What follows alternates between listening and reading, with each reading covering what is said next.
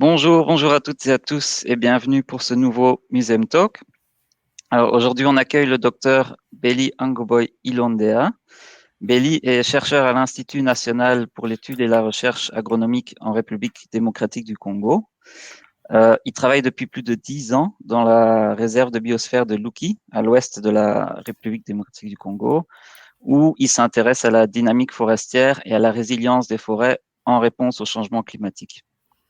Il a soutenu sa thèse de doctorat le mois passé à l'université de Gand et avec l'appui du musée. Et aujourd'hui, il va nous parler du sujet de sa thèse qui consistait à étudier les rythmes de croissance des arbres à Luki en lien avec le changement climatique et en se basant notamment sur des observations qui ont été réalisées dans les années 1950.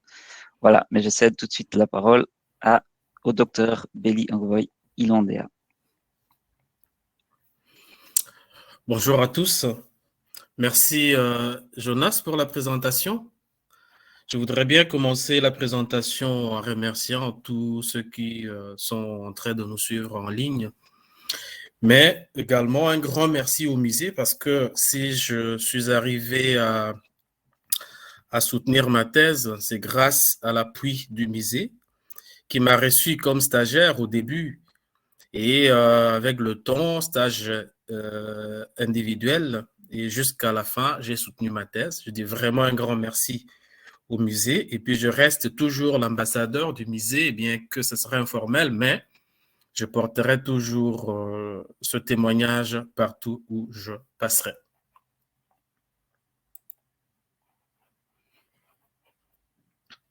Ok, alors, je vais vous présenter justement les résultats obtenus dans le cadre de mon doctorat que je présentais le mois passé à l'université de Gand. Et la présentation de ce jour est intitulée « Réserve de biosphère de Luki en République démocratique du Congo, laboratoire vivant de recherche sur les écosystèmes forestiers ». Elle suivra ce plan. D'abord, une introduction où je veux parler des forêts tropicales, les forêts du bassin du Congo, la forêt du Mayombe. Je veux ensuite parler de la réserve de biosphère de Luki, les résultats obtenus dans le cadre de ma thèse ou les études réalisées par notre laboratoire, le laboratoire de biologie du bois. Et je vais terminer par la conclusion et présenter quelques perspectives. Les forêts tropicales, comme le nom l'indique, on les retrouve entre les tropiques. Nous avons les forêts tropicales claires, les forêts sèches et les forêts denses humides. Et ce sont les forêts denses humides qui sont les forêts les plus diversifiées. En termes d'arbres à l'hectare, elles peuvent atteindre une densité de 400-500 arbres à l'hectare et une richesse spécifique qui peut atteindre 100 espèces d'arbres à l'hectare. Alors, en considérant le carbone forestier, le carbone aérien, le carbone souterrain, les forêts tropicales séquestrent 25%. Elles représentent en elles seules 96% d'arbres des espèces au niveau mondial. Alors, pour suivre justement le carbone au niveau des forêts, on suit également la croissance des arbres parce que le carbone est majoritairement stocké dans le bois. C'est ainsi que Forestplot, qui est un réseau important qui réunit les parcelles de suivi de la croissance des arbres ou les parcelles permanentes en Afrique, en Asie et en Amérique, a publié une étude en 2020 où on se voit dans la figure qui est à gauche. En abscisse, il y a la température annuelle moyenne, où en ordonnée, il y a la précipitation annuelle moyenne. On se voit que l'Afrique s'étend plus dans une zone où la précipitation elle est beaucoup plus faible par rapport aux autres continents. La figure à droite montre que l'Afrique a une densité relativement faible d'arbres et des espèces par rapport aux autres continents, donc l'Amérique et l'Asie. Une autre étude qui a justement suivi le carbone séquestré en Afrique et puis en Amazonie a montré qu'il y avait une stabilité du carbone séquestré entre 1983 et 2010, mais on sait voir sur cette figure que la forêt d'Afrique, la forêt du bassin du Congo, les forêts africaines séquestrent plus de carbone par rapport aux forêts d'Amazonie.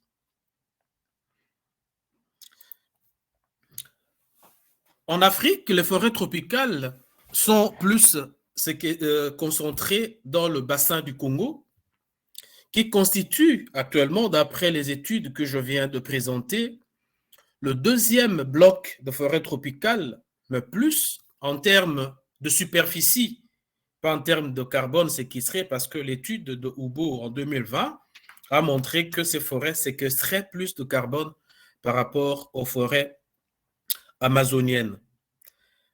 Elles couvrent 200 millions d'hectares de forêts.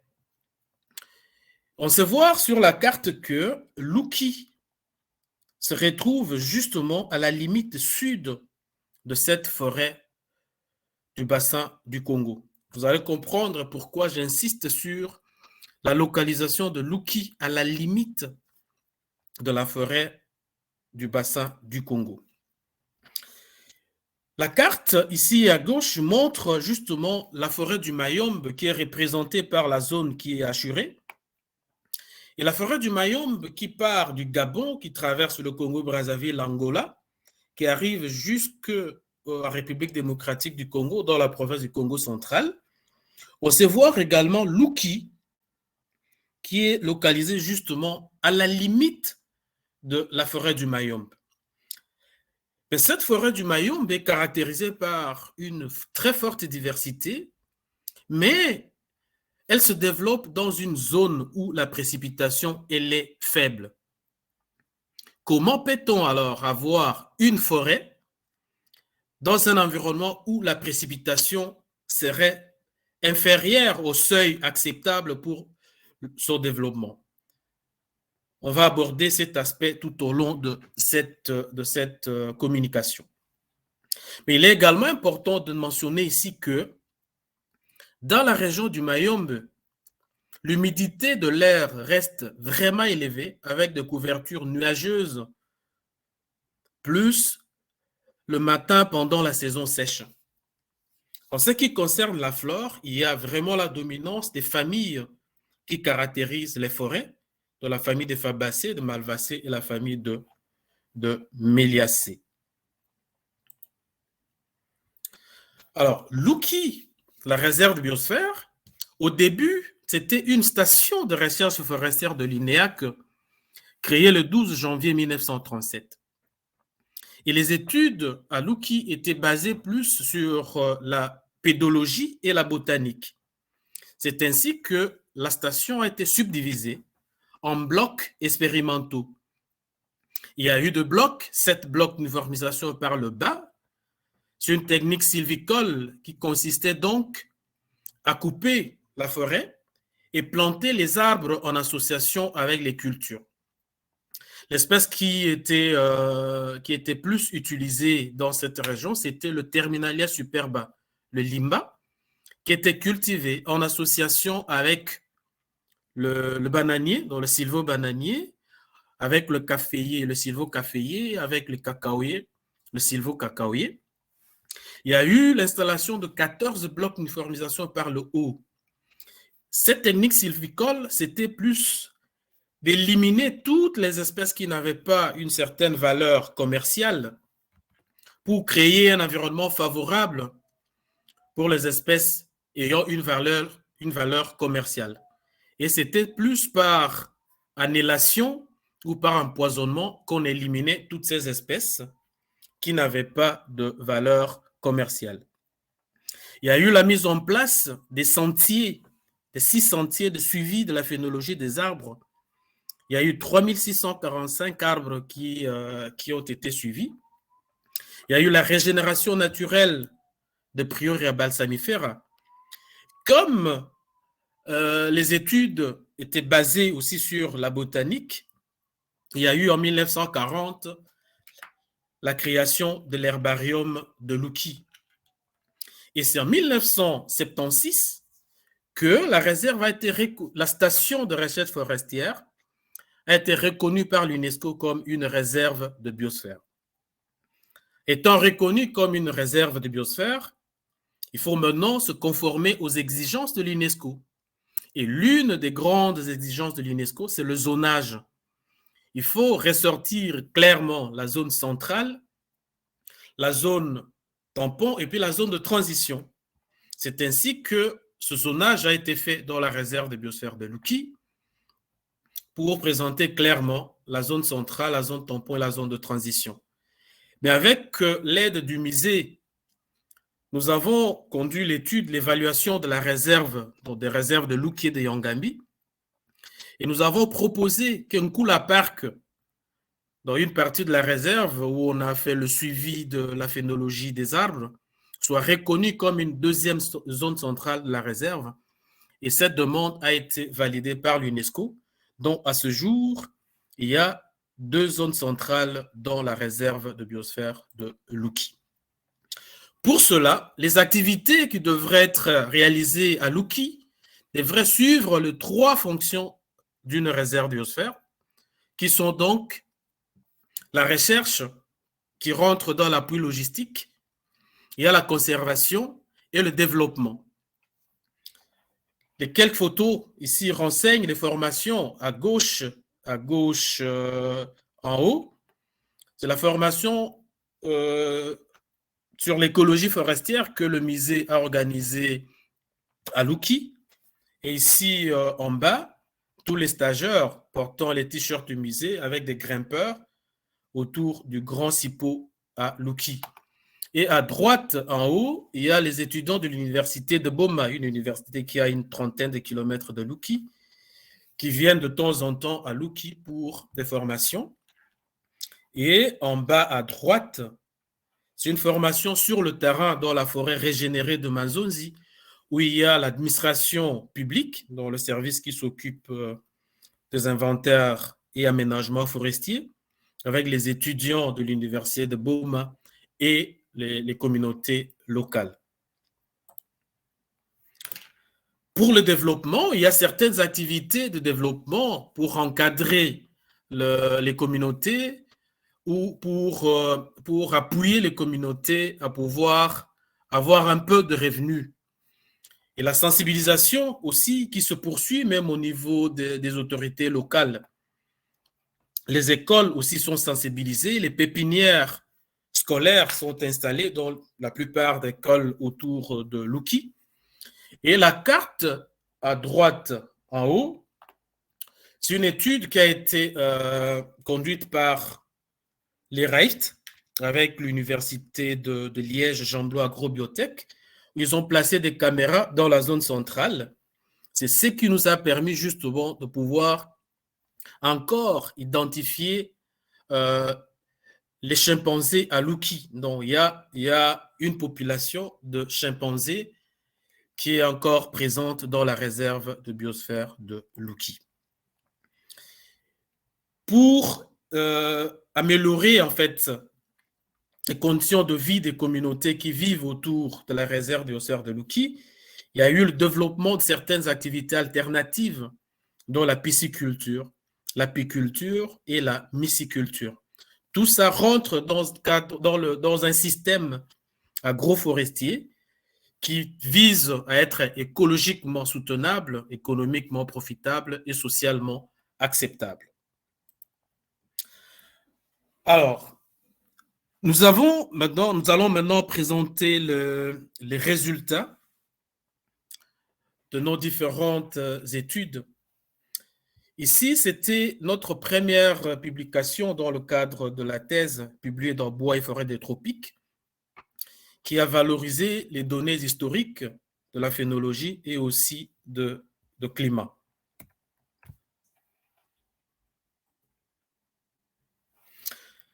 Dans la station de Luki, nous avons une station climatologique opérationnelle depuis 1948. Elle a été équipée avec d'autres matériels au fur et à mesure. Alors, toutes ces données nous ont permis justement de pouvoir analyser le climat au niveau d'une année, au niveau annuel, et puis la variabilité sur les 10 années d'observation, en considérant aussi les 10 années d'observation de la phénologie. On sait voir sur le Waterlit diagramme que en abscisse ici, nous avons les mois de l'année. En rouge, c'est la température, et puis en bleu, c'est la précipitation. Sur l'axe des ordonnées à gauche, les valeurs en noir renseignent justement sur la température minimale et sur la température maximale observée. Et la zone assurée ici en rouge, c'est la saison sèche qui dure 4 mois, qui part de juin jusqu'en septembre. Donc, au cours d'une année, dans la région de Luki, il y a une grande saison sèche qui dure 4 mois, qui part de juin en septembre. En suivant alors sur les 10 années d'observation de la phénologie, c'est justement la figure qui est en bas, on voit que les barres grises indiquent la saison sèche. La ligne rouge, la courbe rouge, c'est la température. On sait voir qu'il y a une forte variabilité de la précipitation entre les années. Mais on voit que ici, il y a pendant la saison sèche, il y a une baisse de précipitation, mais également une baisse de température. Ce qui nous pousse justement à dire qu'il y a une forte variabilité intra- et interannuelle de la précipitation dans la région de Luki. Mais il est important aussi de savoir, est-ce que la variabilité de la précipitation a aussi de l'influence sur la variabilité de la phénologie? Pour la phénologie, j'avais dit qu'il y a 3645 arbres qui étaient suivis de 1947 jusqu'en 1958. Et sur le terrain, chaque arbre avait reçu un numéro, une étiquette métallique. Et toutes les données collectées sur le terrain étaient stockées dans les gros carnets phénologiques qui sont conservés à l'herbarium de Luki. Et le graphique, ici au-dessus, on a la courbe en gris, c'est la floraison, un peu en noir, c'est la fructification, et les barres grises indiquent la saison sèche. Pour la floraison, on voit qu'il y a 2 pics de floraison. Il y a un pic qui est très, très prononcé, qui est observé à la fin et puis en début de l'année. Il y a un pic qui n'est pas très prononcé, mais qui est observé un peu avant la saison sèche. Mais que pendant la saison sèche, il y a une diminution de la floraison. En ce qui concerne la fructification dans la courbe noire, on voit que cette courbe ne descend pas jusqu'à 0.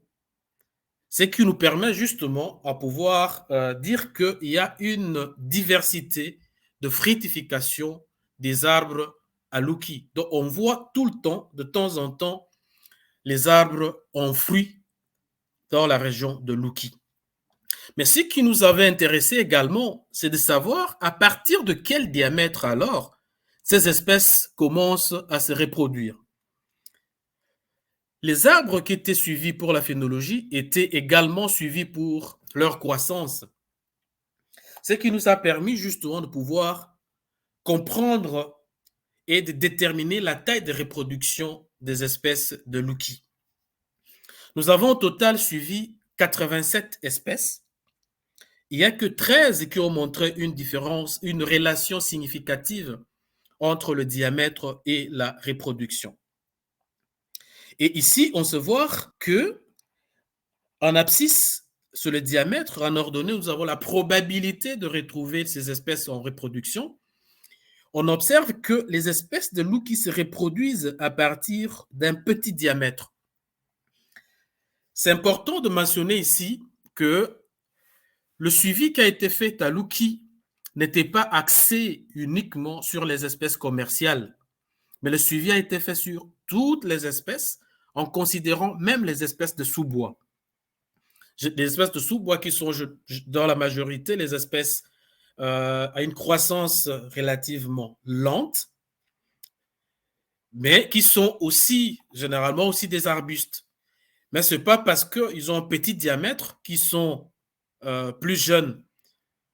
Ces espèces peuvent aussi être plus âgées que le gros arbre. Dans le cadre de changement climatique, nous, à Luki, il y a plusieurs approches qui sont utilisées pour suivre la croissance des arbres. On collecte des carottes qui nous permettent justement de pouvoir quantifier le bois qui est formé ou avoir la croissance des arbres. Nous avons aussi des dendromètres automatiques placés sur les arbres qui suivent la croissance des arbres avec plus d'exactitude. Ces dendromètres nous ont permis d'ailleurs de pouvoir comprendre la croissance journalière parce qu'ils sont très, très sensibles. Il y a aussi des parcelles permanentes où les arbres sont marqués et le point de mesure est également marqué avec la peinture pour que l'on refasse la mesure à un intervalle bien défini sur le même point de mesure pour pouvoir quantifier la croissance des arbres. Mais il y a aussi le marquage cambial. Pour le marquage cambial, on blesse le cambium, ce qui laisse une trace sur le bois, et puis on vient prélever l'échantillon et quantifier le bois qui est formé. Nous avons, sur base des espèces qui étaient suivies pour la phénologie, extrait une espèce qui a une grande valeur dans la région de Luki pour l'instant. Il s'agit de Bryoria balsamifera, le tola, qui est très recherché par les exploitants artisanaux pour pouvoir approvisionner le marché de Boma, de Matadi, de Kinshasa. À un moment, d'ailleurs, c'était pour approvisionner le marché de l'Angola. Malheureusement, c'est à Luki qu'on trouve la densité la plus importante. Donc, Luki, actuellement, c'est la cible de tous les exploitants qui cherchent cette espèce précieuse. Alors, nous avons suivi la croissance de cette espèce en utilisant le marquage cambial, mais aussi les dendromètres automatiques qui suivent la croissance des arbres avec plus de précision. Ce graphique part en abscisse part de octobre à octobre dans la période d'observation et la zone grise indique la saison sèche. La partie en haut, la ligne noire discontinue présente la défeuillaison. Dans les deux cas, on voit que la croissance de tola, de Bryoria balsamifera, commence au mois d'octobre, c'est-à-dire en début de la saison des pluies, et puis la croissance est ralentie pendant la saison sèche. Et la défeuillaison intervient plus à la fin de la saison sèche. C'est une information vraiment importante. Ici, on comprend que le cambium de Bryoria balsamifera reste dormant pendant la saison sèche et que sa croissance est déclenchée par les premières pluies qui interviennent au mois d'octobre.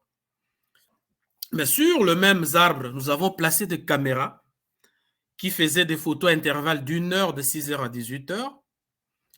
Et ces caméras nous ont permis justement de comprendre que les nouvelles feuilles de Bryoria balsamifera apparaissent pendant la saison sèche, au moment où les vieilles feuilles sont encore présentes sur l'arbre. Nous sommes servis des échantillons de marquage des arbres suivis pour la phénologie de 1947, qui sont indiqués par cette zone ici en noir. Et les séries de croissance, nous avons pris les séries de croissance des arbres et nous avons synchronisé ces séries de croissance pour essayer de voir s'il y a une synchronisation entre les arbres. Est-ce que tous les arbres de Bryoria balsamifera réagiraient de la même manière face aux différents facteurs, aux différentes variables environnementales? Nous avons compris qu'il n'y a pas de synchronisation entre les arbres de Bryoria balsamifera, ce qui représente par le coefficient de corrélation qui est très très faible. Alors ça, c'est une information importante. Ça montre que la croissance des arbres de Bryoria balsamifera est différente entre les arbres. Différente entre les arbres. C'est aussi un aspect de résilience, c'est-à-dire que face aux variations des variables climatiques, les arbres de Bryoria balsamifera ne vont pas réagir de la même façon. Nous étions également intéressés de comparer les approches des mesures de croissance des arbres. Dans le cadre du changement climatique, nous sommes appelés à utiliser les approches qui nous donnent des mesures qui se rapprochent vraiment à la réalité. Et nous avons considéré l'approche des parcelles permanentes, l'approche des suivis individuels des arbres et l'approche de marquage cambial. Et nous les avons comparés pour voir quelle est l'approche qui présente les incertitudes les plus élevées. Pour cela, pour les parcelles permanentes, nous avons suivi 6727 arbres qui ont représenté 166 espèces et le marquage cambial qui a porté sur 59 arbres et puis le suivi individuel des arbres.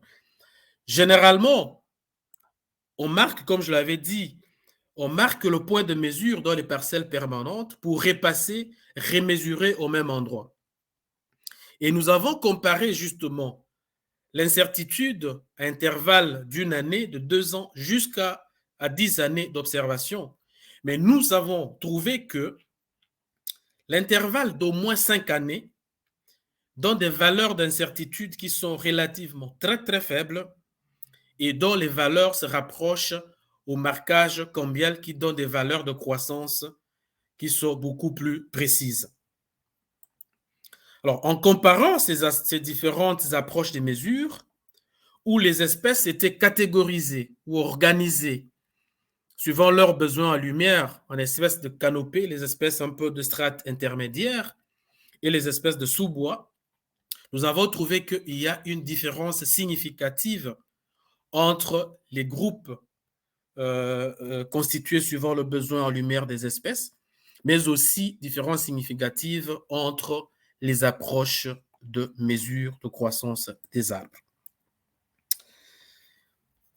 Nous étions également intéressés, ça c'est une étude qui a été faite par notre service de biologie du bois, parce qu'à Luki, il y a 200 hectares de mise en défense de savane.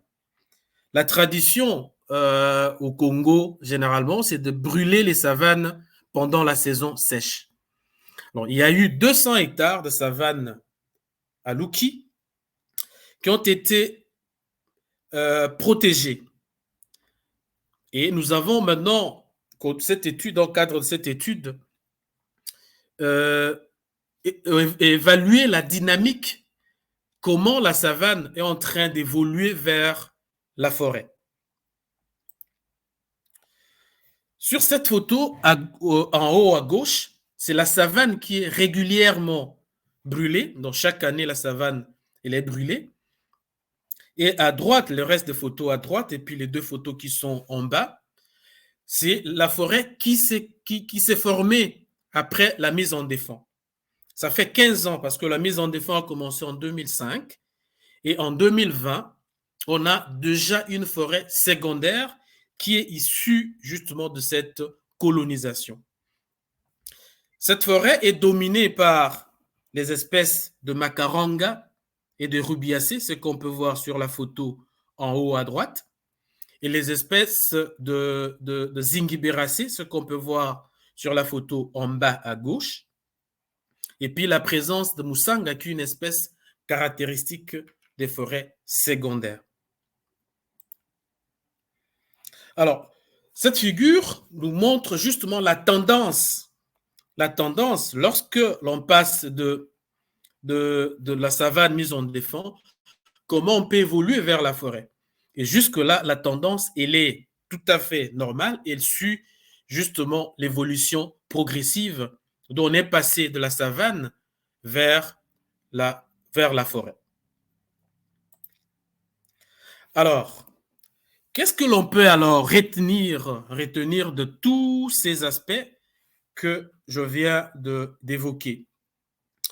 Pour la phénologie reproductive et la précipitation à Luki, nous pouvons retenir qu'il y a une variation intra- et interannuelle de précipitation et que la phénologie reproductive est annuelle. Donc, c'est chaque année qu'on voit l'apparition des événements phénologiques et qu'il y a une forte diversité de la taille de reproduction entre les espèces et que les espèces se reproduisent à partir d'un petit diamètre.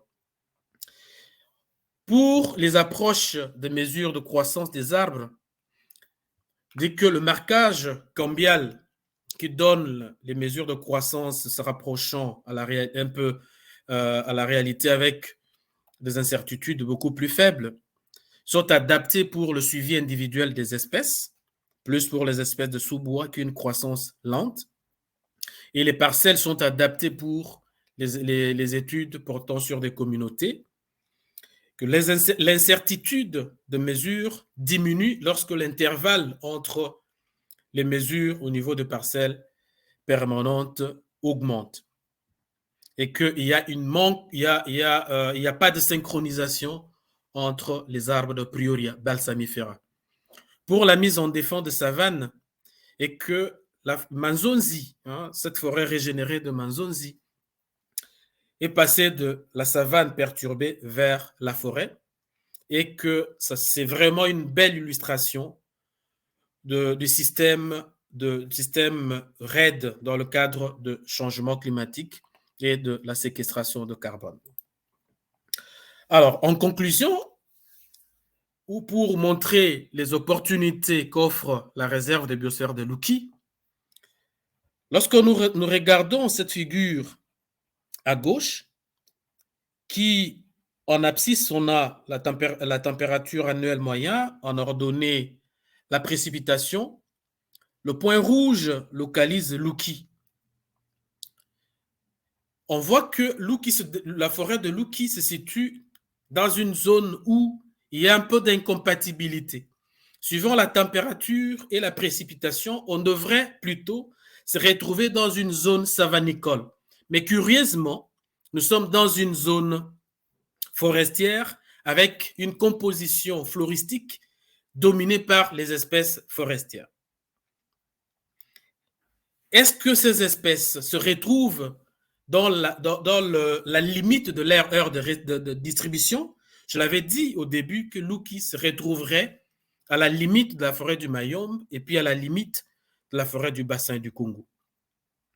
Il est donc important de maintenir les observations sur le terrain, mais également d'étudier la distribution des différentes espèces qui ont été identifiées ou inventoriées dans la réserve de biosphère de Luki.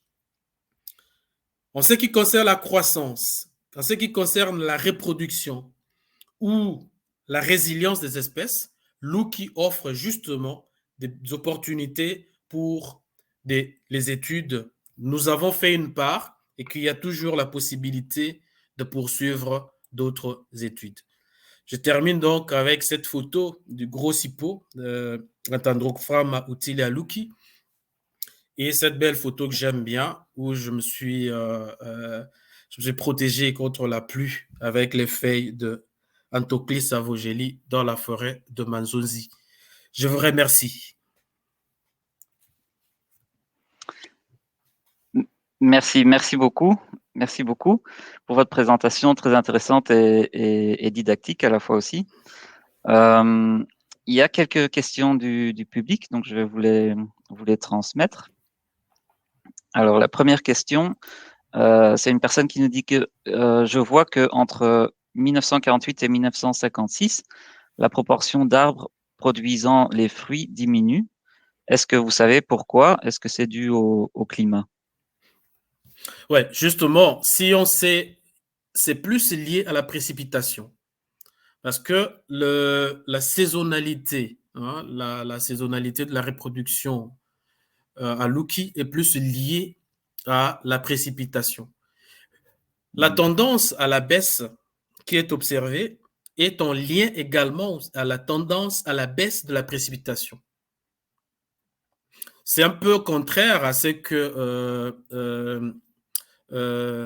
Bush a observé du côté de Gabon. Il y avait également une baisse, mais qui n'était pas vraiment liée à la précipitation. Ouais. Ok, merci beaucoup.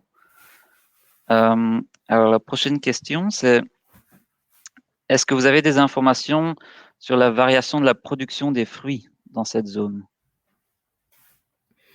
Oui, parce que on a quantifié en fait la production des fruits entre les espèces, les pourcentages de reproduction des espèces, et nous avons une base de données. D'ailleurs, il y a mon chef qui est en ligne, Hans Beckman, qui avait d'ailleurs qui avait proposé de partager cette base de données, donc de la mettre en ligne à la disposition des scientifiques.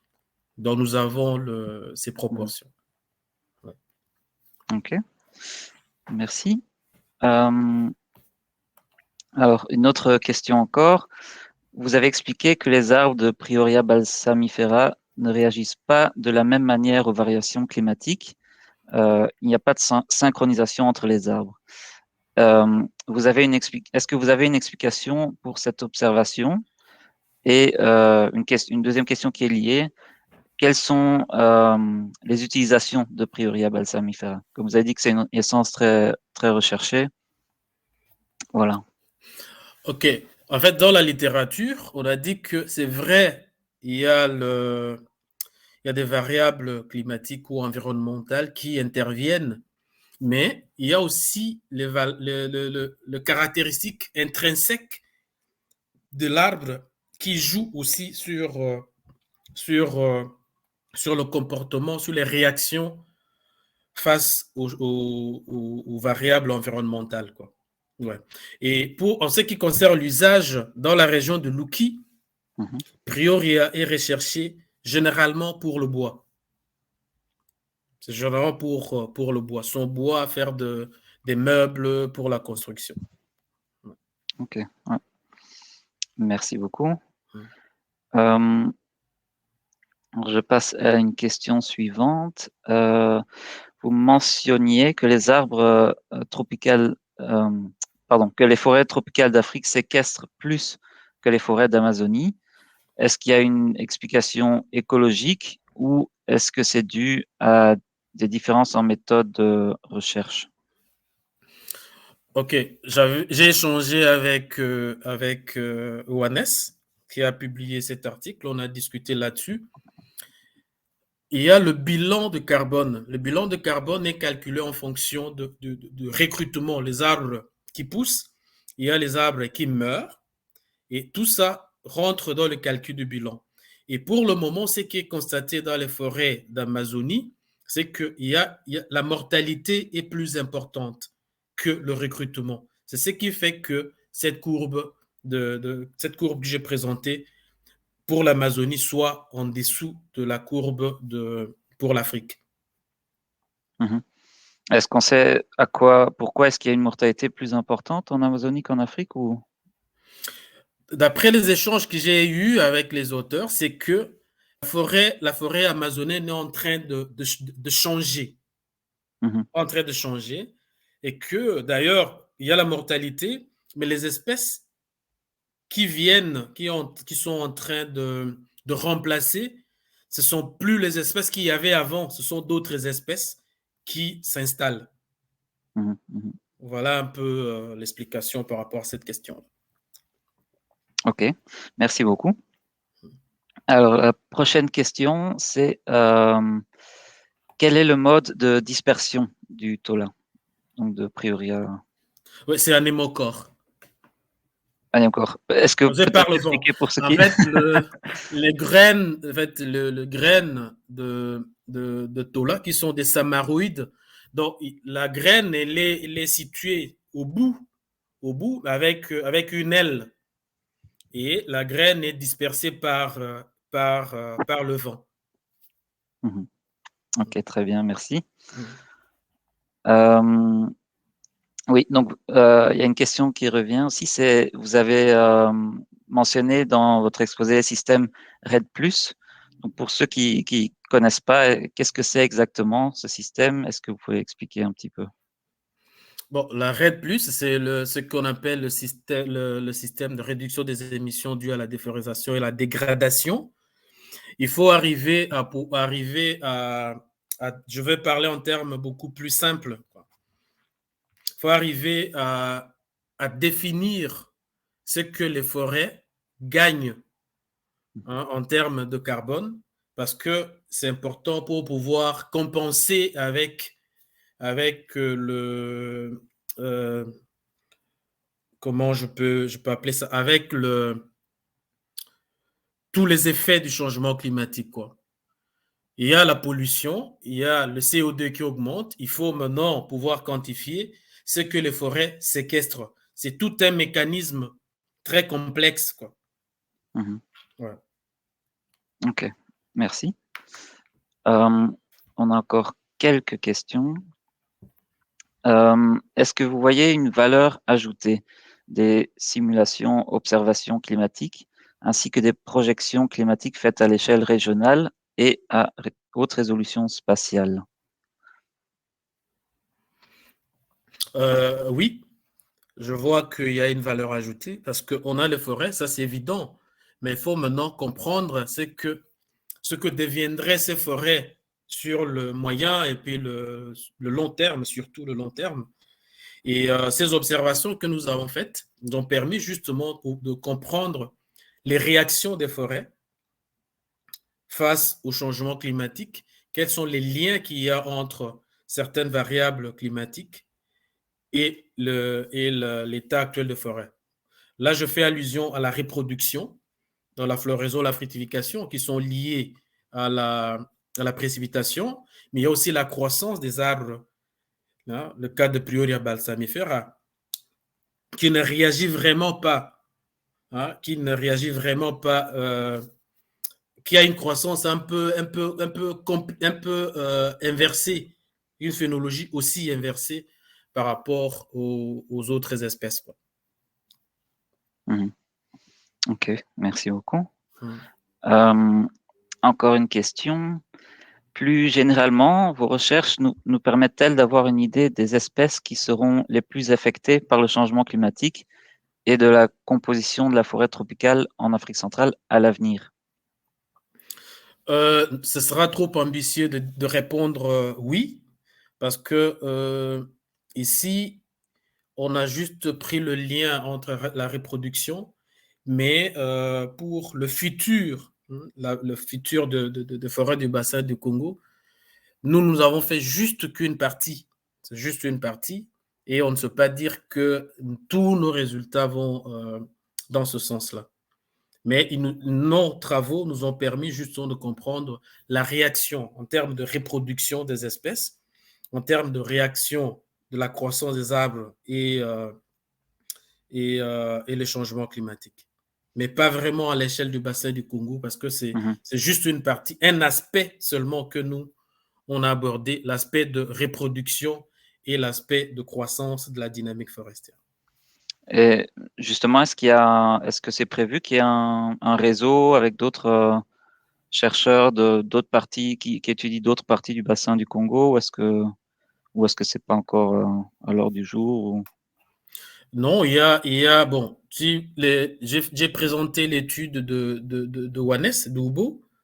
Ça donne déjà, dans le cadre de ce réseau de Forest Plot, ça donne déjà des tendances. D'ailleurs, dans l'article de Wanes, il a fait une projection sur le long terme, ce que pourraient devenir les forêts d'Afrique, mais aussi les forêts de l'Amazonie.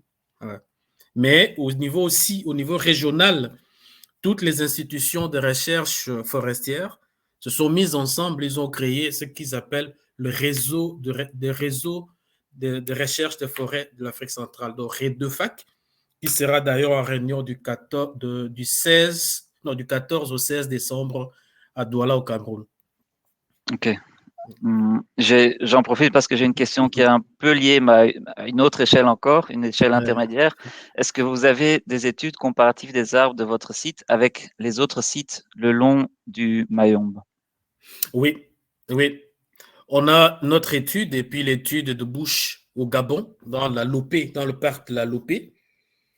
J'avais fait allusion de ça dans une question sur la baisse de la tendance de reproduction des espèces. Là-bas, il y a eu une diminution de reproduction, par exemple, jusqu'à 80%, qui a fait que les écosystèmes forestiers n'étaient plus à mesure de supporter les populations d'éléphants, par exemple. Alors que chez nous, il y a eu certainement une diminution, mais cette diminution n'était pas si importante au Gabon. Ouais. Ouais. On a encore toujours des questions qui arrivent. Ouais. Alors, des études ont-elles déjà été réalisées sur un enrichissement éventuel de la forêt de Louki avec Prioria balsamifera? Si oui, quel est le potentiel?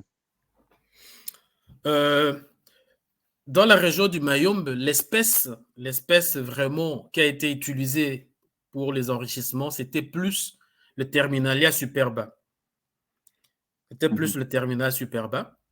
Et il y a quelques plantations de Prioria balsamifera à Louki, et que le potentiel, il est là. Il y a des arbres qui ont eu une croissance tout à fait normale. Mais pour le Prioria, les parcelles les plus importantes, c'était plus de la régénération naturelle. Mais il y a eu des enrichissements avec le Prioria balsamifera. Ok, merci beaucoup. Prochaine question. Ouais.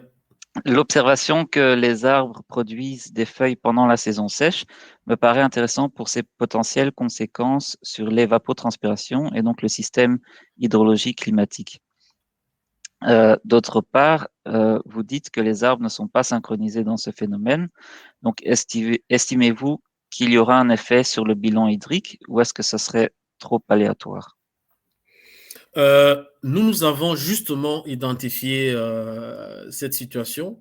Vous savez, une étude ouvre la porte à une autre étude. Il y a des collègues doctorants qui ont commencé leur thèse dans notre laboratoire de biologie du bois, avec le docteur Hans Beckmann. Il y a un qui va justement se focaliser sur cet aspect, voir pendant que le cambium de Prioria balsamifera est dormant et qu'il y a les arbres qui perdent les feuilles à la fin de la saison sèche, qu'est-ce qui se passe en ce moment-là sur le bois? C'est une étude qui est en cours. Nous, on a pu relever, mais nous ne sommes pas vraiment rentrés en détail pour comprendre le fonctionnement. Et notre collègue va poursuivre cette étude et puis nous renseigner plus en détail. Ok, merci beaucoup. On a une dernière question, ce sera la dernière, qui concerne la faune et la flore. Donc, est-ce qu'il y a des études sur les dégâts occasionnés par la faune dans la réserve de Luki? Non, il n'y a pas une étude sur les dégâts occasionnés par la faune. Non, pas Ok. encore. Donc, à Luki, il y a plus d'études sur la flore que sur la faune. Mm. Ouais. Ok. Ce qui est assez rare que pour le souligner. Voilà, on arrive à la fin. Je voudrais encore une fois vous remercier pour votre présentation et vos nombreuses réponses. Et je remercie aussi toutes celles et ceux qui nous ont suivis aujourd'hui. Et merci aussi pour vos nombreuses questions. Et voilà, je vous donne rendez-vous la prochaine fois. J'en profite aussi pour signaler que dans le cadre de l'exposition Zoo humain, autant des exhibitions coloniales qui est présentée actuellement au musée, il y a tout un programme culturel qui est associé à cette exposition. Donc, il y a de nombreux Museum Talk organisés en ce moment. Donc, n'hésitez pas à aller voir sur le site web et vous inscrire à ceux qui vous intéressent. Voilà, merci beaucoup à tous et bon après-midi. Au revoir. Au revoir.